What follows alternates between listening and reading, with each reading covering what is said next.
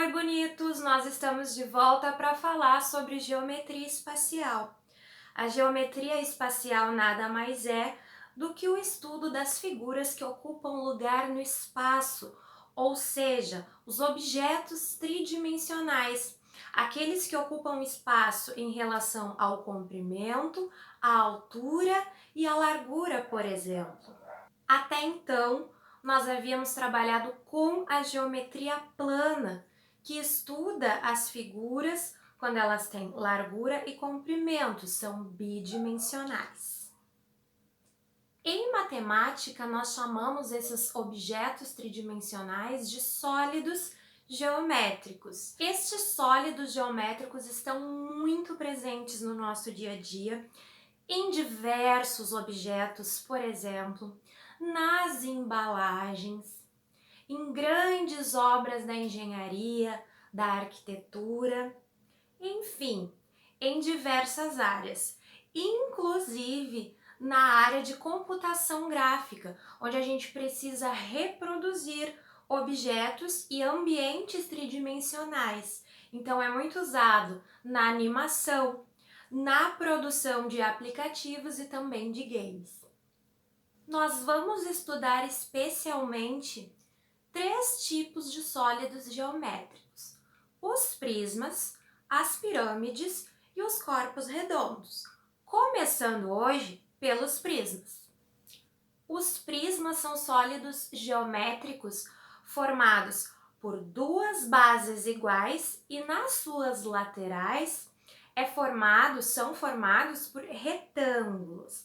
Mas antes de ver alguns prismas específicos, que inclusive recebem nomes especiais, nós vamos ver algumas partes dos sólidos geométricos que são importantes. É interessante conhecer as partes de um sólido geométrico e especificamente hoje dos prismas, porque posteriormente só será possível compreender os cálculos se nós soubermos a definição de cada uma das partes de um prisma. Facilita muito a compreensão do cálculo. Temos aqui então um cubo. Um cubo é considerado um prisma justamente porque ele possui aquilo que nós chamamos de bases iguais. O que seriam as bases?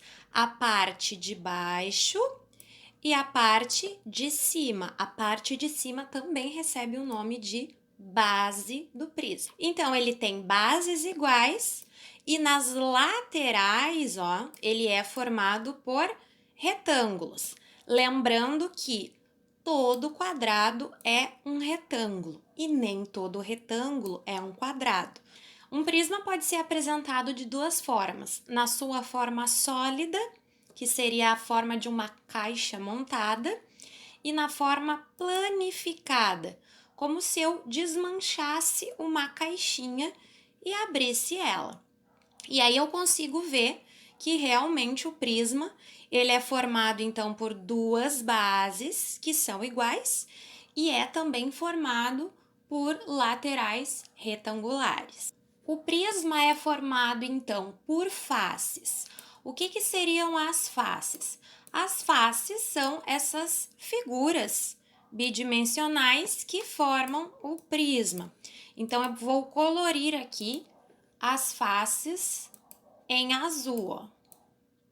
Então, é cada uma das partes que forma o nosso prisma.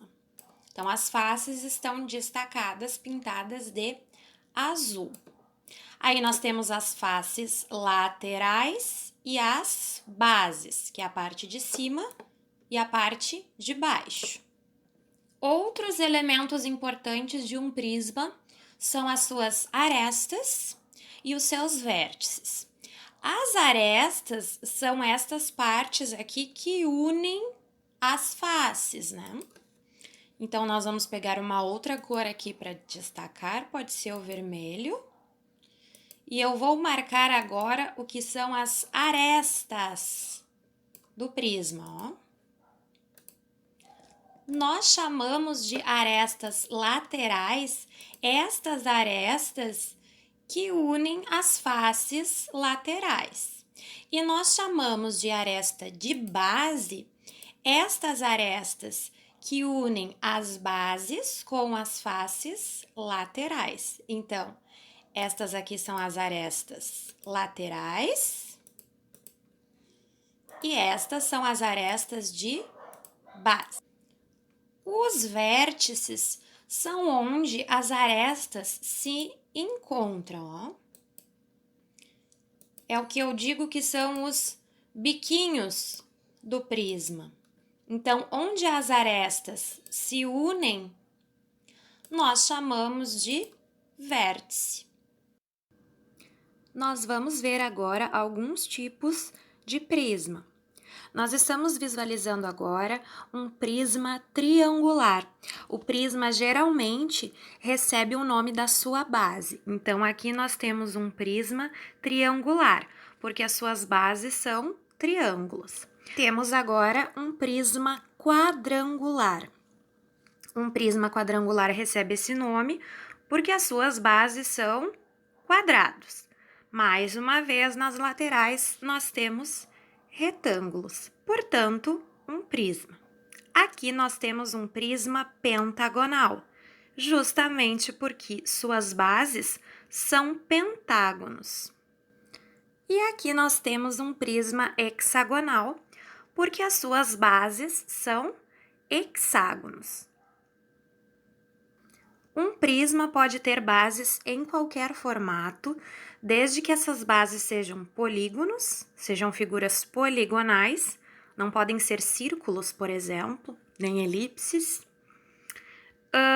e elas precisam ser necessariamente iguaizinhas.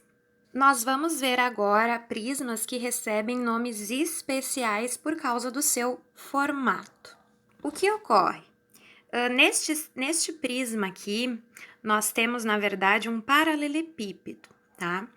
Um paralelepípedo, ele tem bases retangulares, ok? Então, a gente não pode considerar ele um prisma quadrangular, porque as bases não são quadrados. Então, ele é um paralelepípedo porque as bases são retangulares. E aí, as laterais vão ser formadas também por retângulos, mas percebam que serão retângulos de tamanhos diferentes. Então, eles serão iguais 2 a 2, ó. Essa parte aqui da frente e essa parte aqui, ó, de trás são iguais e essas duas laterais são retângulos iguais. Isso é um paralelepípedo. A maioria das embalagens tem esse formato. Outro prisma que recebe um nome especial é o cubo. O cubo pode ser considerado, sim, um prisma quadrangular, porque afinal ele tem as bases quadradas. Mas o que ele tem de especial é que as laterais também são quadrados. Nas próximas aulas, nós vamos ver, então, como se calculam áreas e volumes de prismas. Até mais!